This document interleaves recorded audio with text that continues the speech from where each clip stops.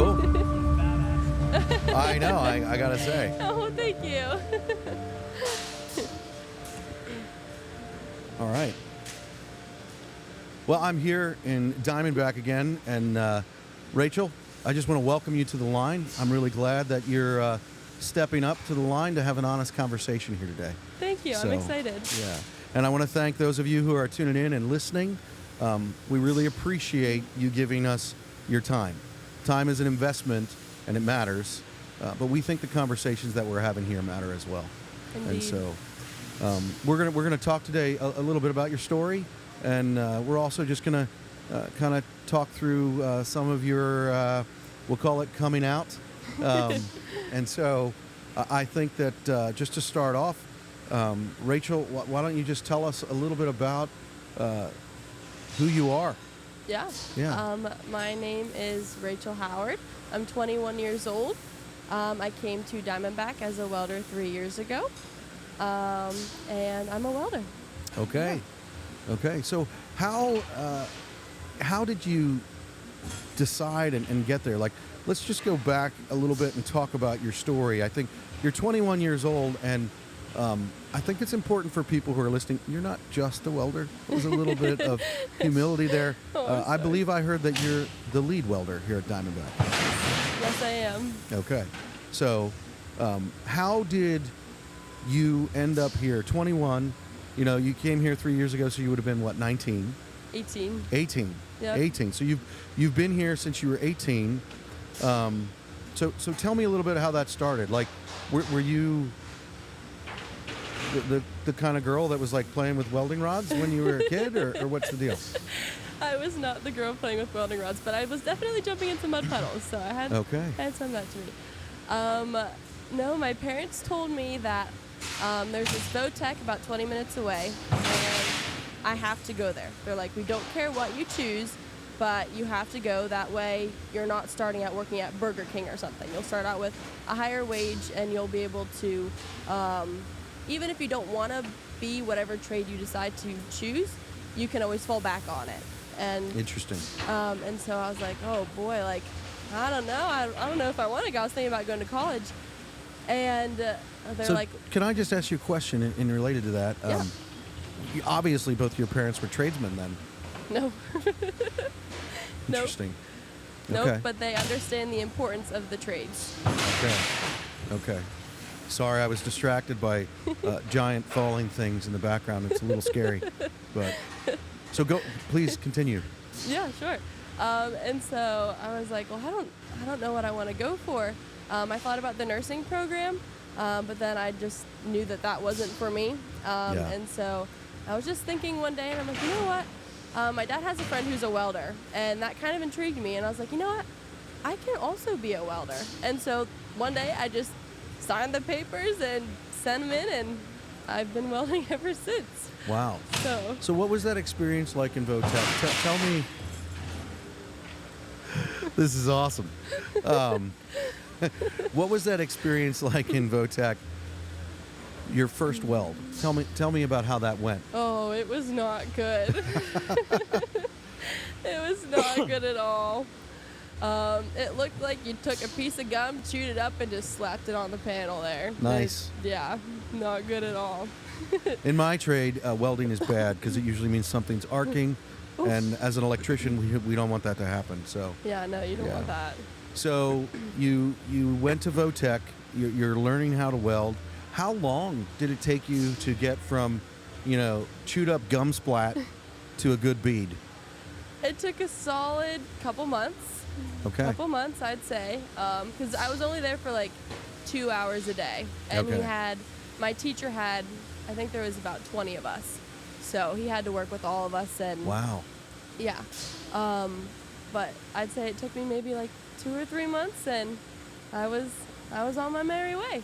So, okay. Yeah. So you're in the co-op or the Votech or whatever that is, and you're going through that. How long was that program then that you were in? 2 years. So I went 2 years. Junior, senior year of high school. Yep. So you graduate high school. How do you end up here at DiamondBack? Because I'm just assuming Like, did you work at McDonald's first, or how did you No. how did you get at Diamondback? So actually, before I came to Diamondback, I was helping deliver babies. What? What? Yeah. So I knew that the Okay, nurse. I have to stop you. I believe that she said she was helping deliver babies. So we have Yes. a welder, and you deliver babies. Yes. This is new. This is new. That's the podcast now. That's the podcast now. Yeah. Yeah. So, yeah, I love adventure and I love trying new things. And Okay. I love babies and I love new life, and so that's something I definitely want to pursue as with my welding career. Yeah. So. Yeah.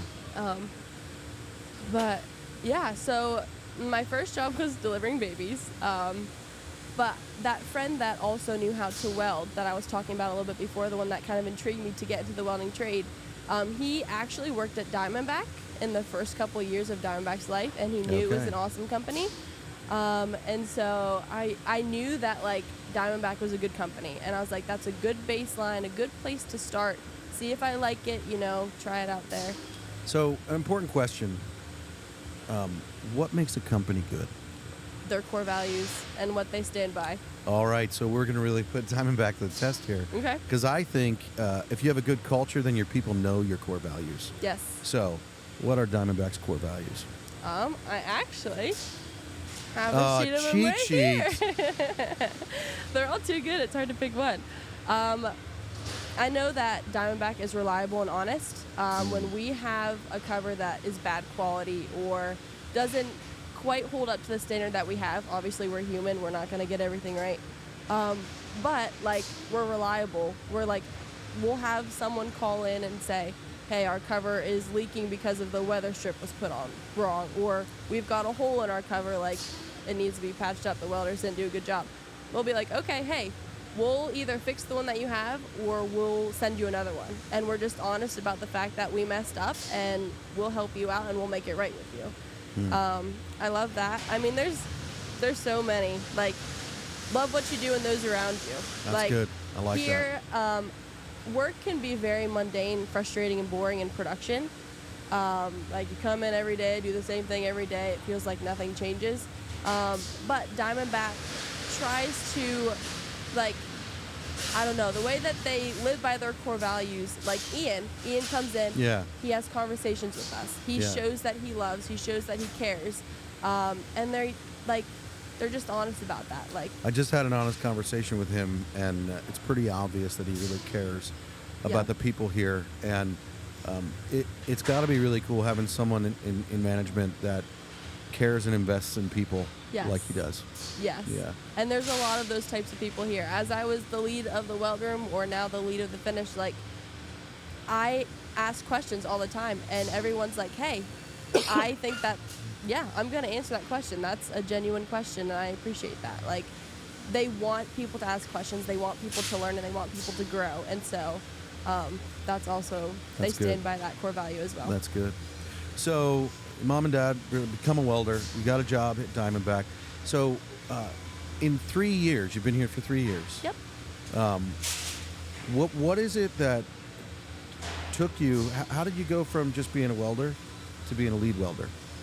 I did my best to follow all the core values and to be a hard worker and to do my best every day and to change the culture of, like, when I came into the weld room, everyone just put their hood down and they were like, almost seemed grumpy all the time, Yeah. And so I just tried my best to be who I was and enjoy being who I was, even though the guys in there weren't necessarily enjoying who I was in the moment.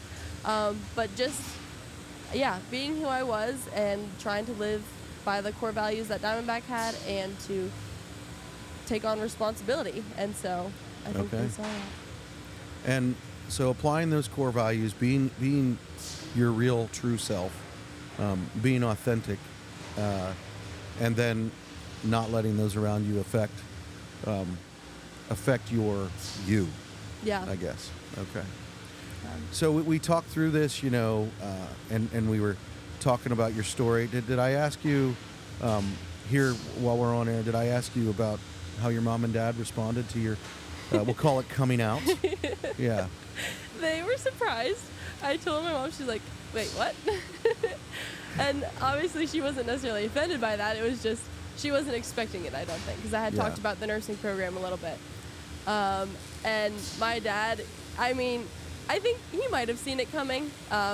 He definitely, both of them know that I make spontaneous decisions and just stick with them. Yeah. And so they weren't really surprised, but they were at the same time. It was kind of funny. Yeah. Well, I mean, if I met you on the street, no offense, I don't know that I'd be like, wow, she's a welder. That's a welder right there.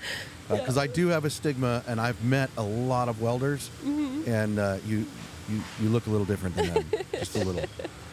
So you're here at DiamondBack. You're climbing. You've become the lead welder. Why welding? Why is welding the thing that you were telling me a little bit earlier about it? Talk to me and share with those that are listening why welding is for you. Why welding is for me? Because I know that it's more than just production. I know that you can be, like we were talking about, like an artist. You can be an artist with it. You can build what you want. You can fabricate what you want. You can work in production, or you can have your own company and you can design it the way you want. And I really love that freedom of what welding can be in that aspect. Yeah. So, we were talking a little bit earlier, and if Jeremy's listening, I'm going to freak him out. Oh, good, he's not. So we were talking a little bit about history, and how in history we have these cycles, typically like an 80-year cycle. And so, we're in, and then in those cycles you have turns of history, which is like a generation. Yeah. And so we talked about how, 80 years ago, it would have been the Great Depression and World War II. 80 years before that would have been the Civil War, and 80 years before that would have been the Revolutionary War here in the United States. And I think I see a trend going on there. Huh? Yeah. Well, that's the funny thing about it. It's not really a thought or an idea. It's actually what's happened. Yeah. So in that regard, historians, from what I have read, and I am by no means an expert, but I find this really interesting because generations are important, and it's important to recognize where we are in history so that we can affect it. Yeah. And, you're here on The Line. That's the podcast that we are on, and what we're talking about is stepping up to the line. Okay. And we're talking about lifting the view of the skilled trades. We're talking about having a conversation where it's like, hey, this is an option, this is an option, this is an option. Let's try them all out. And I connect with you because my dad said to me, learn a trade. Yeah. He said, learn a trade and then go to college. Learn a trade and then do this, and I'm still learning the trade. So, yeah. But these turns in history, and just to kind of talk through this, and I'll try to run through it quickly, but these turns in history go from, there's a high point in history, they call it. There's the awakening, the unraveling, and then there is the turn of history that we're in, which is called the crisis. And it really sucks. I mean, it really does. And personally, I believe, the last big cycle of history for us was the Great Depression leading into World War II. And there's a purpose in me talking about this with you because, we had the boomer generation, and the historians would call them in that turn of history the prophets. Okay. So you have like Steve Jobs saying that every house will have a computer. Well, I mean, I have a phone right here, which is a computer. I've got a phone here too. Exactly. So clearly he was a prophet in that way. And then you have, Generation X, which is my generation, and they call it, the awakening, and in that generation they're building. And they build things for people to move from here to there. And I would say that's something that I'm seeing, Elon Musk is a Generation Xer, so he builds rockets, he builds cars, Hyperloops, he's doing that stuff. And then your generation, and I find this really interesting, your generation is the millennials. Yeah. And the reason that I'm talking about this is I actually think that millennials get a bad rap. And I have a friend who always says this, ask me how I know. Listen, when I've interviewed millennials, I've had an attitude sometimes about what I think a millennial is, but when I've looked at history and I've looked at these different turns of history, I believe, historians have called the boomers prophets. They've called, Generation X builders. And they call millennials heroes. That is what your generation is called. And if we look at history, the heroes of the last cycle were the soldiers who stormed the beaches of Normandy. Oh, wow. And Rosie the Riveter, who was back home, and everybody was working together. And we came out of that time of those heroes into the high point in history when someone could work at a gas station and still afford to buy a house. Yeah. And I love the challenge of the noises. It's great. And so here we are, and you're a millennial. You are the next hero generation. And that matters to me because the generation after you, in the turn of history that we're in, which is the crisis, that's what historians call it, and that generation is Generation Z. That will be then the next people that are going into the high point in history. But this is an important fact. If people don't step up to the line, if you don't step up to the line in your role as the hero, then history will look very different. Yeah. If people didn't go and do the hard things, our history would look very different.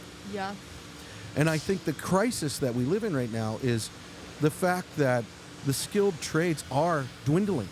Knowledge is being lost. I often talk with people about the pyramids, and I find it really interesting. People think, well, it's aliens or it's this or that. And the fact of the matter is there was a knowledge that was lost of the tradesmen and women who did that work. And to be clear, they didn't get paid like what you get paid. They got fed and whipped. Yeah. But all of that to say, how does, as a millennial, how can you be a hero for the next generation so that there is something for them to enter into? How do we do that? And how does, and listen, I'm getting deep here, how does being a welder do that for my children? And how does Rachel being a welder do that? Leading by example. You're showing them like, hey, these trades are important. When you said what, every 5? Every 5 people that leave the trade, only one is coming back. One is coming back. That's insane. And so we can preach to them like, hey, as we see all these people leaving and no one's coming, you're not going to have a refrigerator to keep your food warm. Come on. You're not going to have an HVAC person to come in and work with that, Like if you don't have any welders, you don't have bridges to be built. You can't travel certain places. Like once everything starts dwindling, everything's going to change so much. And I think if you preach to them and open up their eyes like, hey, this is what it's going to happen. This is what's going to be. Like, I don't know. I think they need to be shown. And I think if we lead by example, that will show them. So I find it interesting. You said 2 things that are really cool. One, leading by example, which I'm a firm believer in. The only way to lead is to get out in front and do it. Yes. So that's how you lead people. Yep. And then to show them. Like that is why we're here at DiamondBack right now. That is why we're having a podcast. That's why like Blackline built is doing what they're doing. It's why our vision is to lift the view of the skilled trades. We're doing that through media. We're doing that through having a conversation. We're showing people. Yeah. And if we can do those things, then we can actually win the war on the fact that trades matter. Yes. Yeah. And 100%. And I actually believe that people matter. I mean, yes. that's the thing. And it's like that's where I feel like schools have stopped talking about these things. Like, was the program that you went to, was it in your school or was it somewhere else? It was a separate school. It was a separate school. Yeah. So we've taken those things, we've taken shop class out, we've taken these things out of the schools. And, I've heard this statement that it's like, we did this and we said to your generation, these jobs are so unimportant that you don't even get to look at them. And you were very fortunate to have parents who said, hey, we want you to look at everything. Yeah. We want you to look at this. And then they were rather shocked when you're like, I'm going to be a welder, Mom. Yeah. So tell me more about what it is to be a welder. And we have your hood here, or yes. your helmet. See, I'm an electrician, so I don't even know what the proper term is. You got it right. That's a hood? Okay, good. Yep. What's your favorite sticker on your hood here? My favorite sticker? I love the hope sticker. Come on, tell me why. Because this world needs hope, because people matter. Yeah. And so I love that sticker because it reminds me that I have a greater hope, and it reminds me that I need to show that greater hope to others. Yeah. So. You know, I think showing hope to others is something that's really interesting. I think, and I find it interesting, and we were talking about history and the cycles of history that we're in, and we're in the crisis turn of history before we go into our next cycle. Okay. I'm actually really excited to be in this point in history. I'm excited to, hear people like you talk about what you're doing and why you're doing it. And that hope in communicating that. How do we do that with our job? How do you do that by burning a weld? Like how do you do that in your job? Can you articulate that for me? Yeah. I would say go off the core values that DiamondBack has. Love what you do and those around you. Show up to work every day. Be on time. Do your best every day. Know that you only have one life, and so live it to the fullest. Like, if you come in and you're like, man, like, I don't know, when I come in and my hair is wet and it's cold outside and it freezes, I'm mad. It sounds ridiculous and petty, but I can be mad at that. And so I'm like, you know what? No, like, don't let that frustrate me, because if I'm frustrated, then I'm probably going to react out on somebody else. And I don't want that. I need to be showing the hope because, yeah, it's not. And I think also showing the hope is also like, yeah, your hood is down and you're behind your hood all day, but it's how you treat others. It's how you work with others even though your hood is down. Knowing that somebody is struggling as they're welding, just show them a tip that's helped you, and don't be rude about it, but just be like, hey, this has really helped me. It might not work for you, but try it. See if it'll help. Yeah. And just doing different things like that, I think really, really does the trick. So just to shake things up a little bit, I have a question that I ask people. Okay. So if you could only have one thing, one tool or piece of gear for the rest of your life, or let me rephrase, what is the one tool or piece of gear that you cannot live without? That I cannot live without. Oh boy. Welding wise, or just like anything? In life? Doesn't matter. Anything. It can be anything. It could be your boots. It can be whatever. It could be my boots. Hey, boots are important too. They are. They are. You know what? I would say it's not a physical thing, but I would say hope. Hope is a tool that I need, and I can't live without. What is with these people at DiamondBack with these, like, they pick these deep things that they're talking with me about that, when I was talking with Ian, he's like, yeah, what I want is the ability to communicate and talk and invest in people. That's the one thing that I want. And it's like, come on. Like, I thought Ian was going to say a screwdriver. I thought you were going to say a hammer. That's weird. I think that's part of the hope that I see. Find it really interesting that's on your helmet, on your hood. And I find it really interesting how you talk about living that out. I think that regardless of what you believe, the best way to communicate what you believe to the world around you is to live it. And so I think that's really cool to hear about how you live it. And also that as companies, those of us who have organizations and we're investing in building, if we're not investing in people and we're not investing in building a culture, then really what are we building? Exactly. What's the name of the town that we're in here? Is it Phillipsburg? Yep. Did I say that right? Yeah. You got it. And I've heard about how DiamondBack and your work, and the interesting thing is you're affecting the people around you. Yes. There is an impact that you are making as we move forward, and that actually, your welds play a part in that. Yes. I mean, I think that the way that you're living life is one of those things that it is bringing that impact of hope beyond just Phillipsburg, Pennsylvania. It's bringing that impact of hope to everybody that buys a truck cover, that puts it on their truck. And, you're showing them that they matter. Because the fact of it is that you're doing something that it protects things that are important to them. you Yeah. know, and it provides a way for them to do a job, to earn a living, all of those things. And you're playing a part in that. Well, thank you. So, as a millennial, we've established that you're a hero. And I really believe that. I'm going to start calling millennials heroes because you need to be about lifting the view of the skilled trades. You need to be about telling people about that.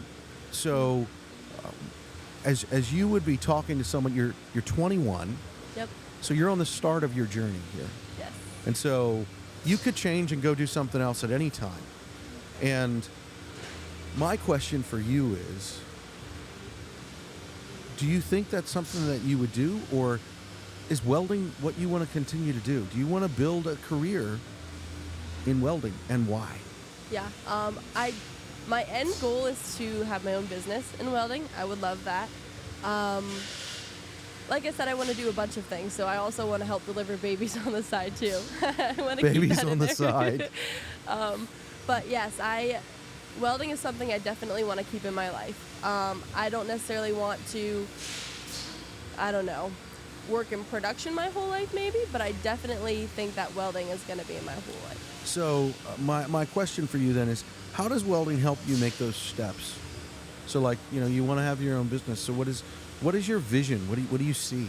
Right now I'm gaining lots of experience working with people, learning how to work with people, learning how to communicate effectively, learning how to work with my machine, just switching with the settings, changing it up a little bit, learning and understanding more of how welding works. And yeah, that's... So what would you say to a person who is where you were 3 or 4 years ago, and maybe they're listening to us and their parents aren't saying, hey, you need to try a trade, you know, and maybe it's not in their school. They don't have, I mean, it wasn't in your school. You had to go find a school. Yeah. So what would you say to someone who's out there that's like, they're coming up where you were 3 years ago, trying to figure out, well, how am I moving forward? Where am I going? What am I doing? Yeah. I would say if you're on the fence about it, just pursue it. Just pursue it. It doesn't make any sense to not go, because you could always, like, it's a high school program. You get out of normal school for half a day. I mean, isn't that sells you in and of itself? But yeah, I would say if you're on the fence, just pursue it. Because then again, like, where are you going to work after you get out of high school? Are you going to work at McDonald's, or are you going to work as a welder? If you don't like either, you might as well make more money as a welder and learn that trade and understand that trade. Yeah. So you mentioned something there. So welders can make a good living. Oh, yeah. So I think that's something, too, that is a common misconception with the trades, is that you can't make a living. When we were talking with Ian, he was saying that he manages 84 people. Mm-hmm. I would believe that they're making a good living. Yeah. Yeah, yeah. And that's something, is that something that anybody can take away from you, that ability to weld? They can't take my ability to weld. They have to go and learn themselves and train themselves. But that's what I mean. You've learned that, you have that. And so no one can take that away from her. When you learn a trade, no one, the government, you know, your parents, your boss, anyone, no one can take that away from you. Yeah. And that's a pretty big deal about the trades, where it's like nobody can take that away from you. They can't. And that's pretty valuable. And then you have the ability then to take that wherever you want to take it. Yeah. Yep. So how is it that you feel like, you know, with your generation, what is it about your generation that they need to hear from you about how to promote hope, how to communicate their values to people? What do they need to hear from Rachel? What do they need to hear from me? Yeah. I would say speak the truth even if your voice shakes. Do what you need to do, say what you need to say, and pursue what you want to pursue. And that'll get you places. Speak the truth even if your voice shakes. I really like that. It's not my quote, but I really love that quote. That is a good quote. I don't know who it's by, but that is a good quote. Why do you think that truth is so important?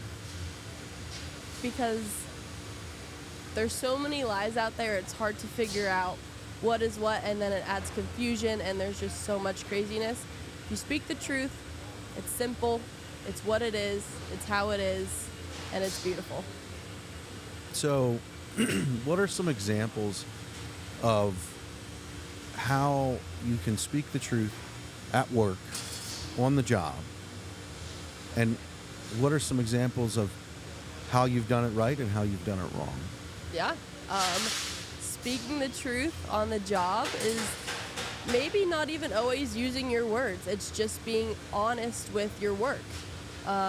Doing a good job, doing a good, honest job with your work. Or it is being honest and saying, yeah, I sent that down because you know what? I was really tired of trying to hit that cover into spec. My arm got tired and I said, screw it, and I sent it down. Like, I've done that before. I've gotten frustrated, and the press, whoever was bending the covers on the press, didn't do a very good job, and so you have to stand there and whack that cover, and my arms got tired, so sometimes I would send it down. And yeah, I take full responsibility for that, and that was not right of me.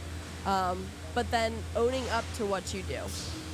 Sometimes QC has to come up and they talk to the welders or someone whoever messed up, and they're like, hey, you screwed up. Like, yeah, your initials are here. And sometimes people try to say, oh, that wasn't me, that was so-and-so. And but your initials are there? Initials are on it. I'm okay. like, just own up to it. Like, just be honest about that. You're human and you make mistakes. Get over it and try your best again. Like, it happens. Like, just... That's good. Yeah. That's good.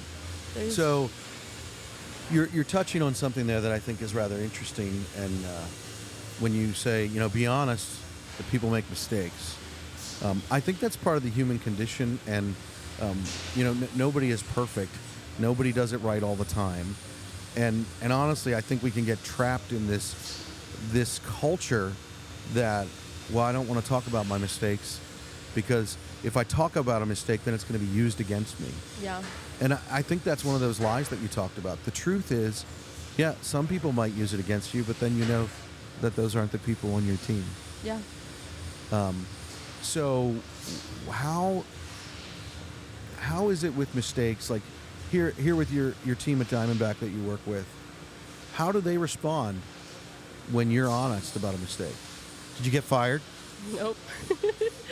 Nope. In fact, I think you gain respect that way from other people. People see that and they're like, wow, yep. And you know what? Nothing changed for her. She just accepted the fact that she messed up, and that was that. And she didn't have any consequences. Like, there's not consequences to failure all the time. Like, I mean, yes, there's consequences when things happen, but it's not always a bad consequence. True.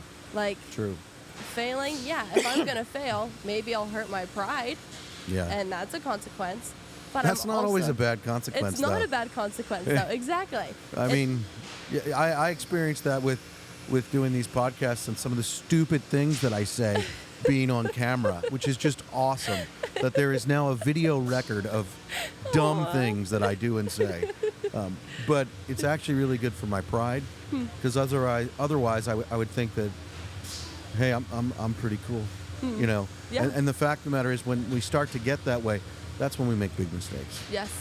That's because we start to think that we're above, and we know better than, and that is the beginning of failure.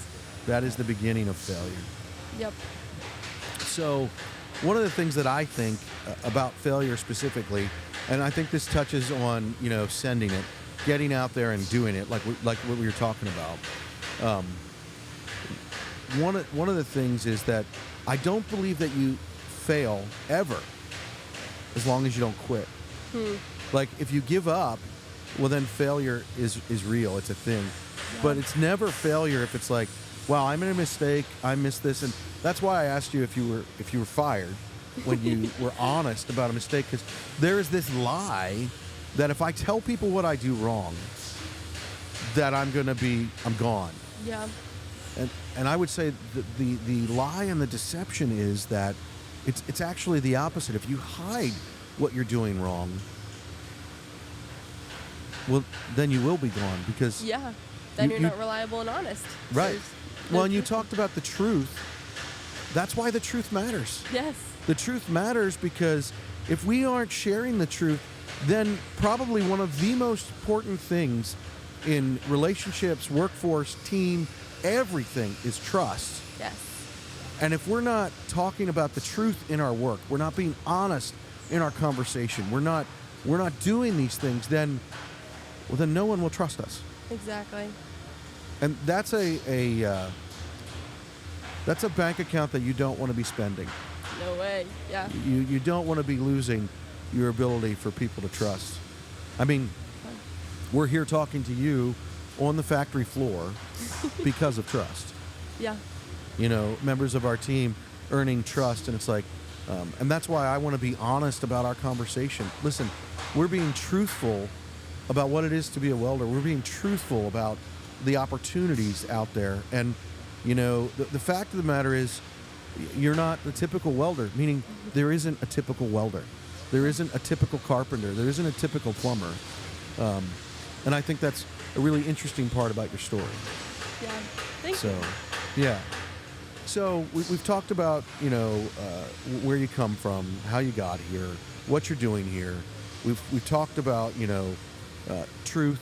We've talked about trust. We've talked about, you know, you're a millennial, which means you're one of the heroes of the next generation and taking us into the next cycle of history. And so I guess my question for you, Rachel, is, you know, we're coming to this stage of what we're talking about. What do you feel about? We call this the faith and future part of the podcast, where it's like, well, what are your thoughts of the future? Okay. And, you know, what is your faith? And when I say your faith, it's like you don't need to believe in God. I want to know, like, everyone has faith, whether they believe it or not, whether it's God, whether it's, you know, I mean, and there's a plethora of different opportunities out there. Mm-hmm. Some people's faith can be in other people. Yeah. But so my questions for you are faith and future. Faith and future. Yeah. Okay. Does that make sense? I think so. Okay. And if I start to get off track, let me know. That's all right. Okay. Yeah, I think there's a lot of faith in the future. I think people have to be willing to get their hands dirty, and they have to understand why they want to get their hands dirty. They have to be ready for, I don't know, like they have to be ready for what the future could hold for them. Like you said, the millennials are the hero generation, and people don't know that.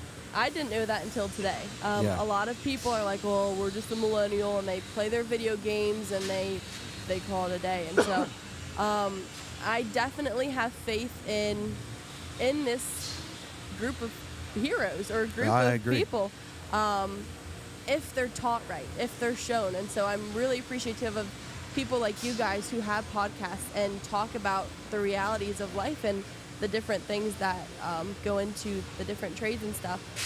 So yeah, I definitely do have faith in the next generation and the generation after that if they're taught right. Well, I think you just, you know, you brought something up that I want to talk with you, who is listening, about, and that thing is if they're taught right. Well, that means that people need to show up to teach them. So if you're a welder or you're a plumber or you're a journeyman of any kind, and you're not teaching somebody else what you know, what you do, then you're not stepping up to the line. Mm-hmm. And honestly, this probably isn't the podcast for you, because this podcast is all about stepping up to the line and lifting the view of the skilled trades. So hear me when I say this. If you're a tradesperson and you are not teaching and sharing what you know with someone else, then you're not doing your job. And you need to step up to the line and do your job. And you need to do it now, because it's about the next generation. And I think that they matter. And I think that very selfishly. I think that they matter because they're my children, and I want them to be able to turn the lights on. I want them to be able to flush the toilet. You know? I mean, these are important things. So, I mean, that's good, what you say. I think the future is really important, and I think it's bright. I think that I think that there's hope for the future, for sure.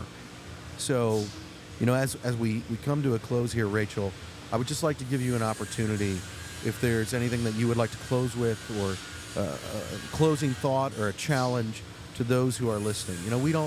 We don't know if there's 10 people or 100 people or whoever out there listening, but we want to challenge you. And so, Rachel, the floor is yours. Sweet. I would say right now, if you're watching this podcast, get off the podcast because we're pretty much closing. We'll wait until I say what I'm going to say, and then you can close off. I would say... Well, I'd like to say something too. I'm just saying. Well, then wait. Okay, so close off when it's done.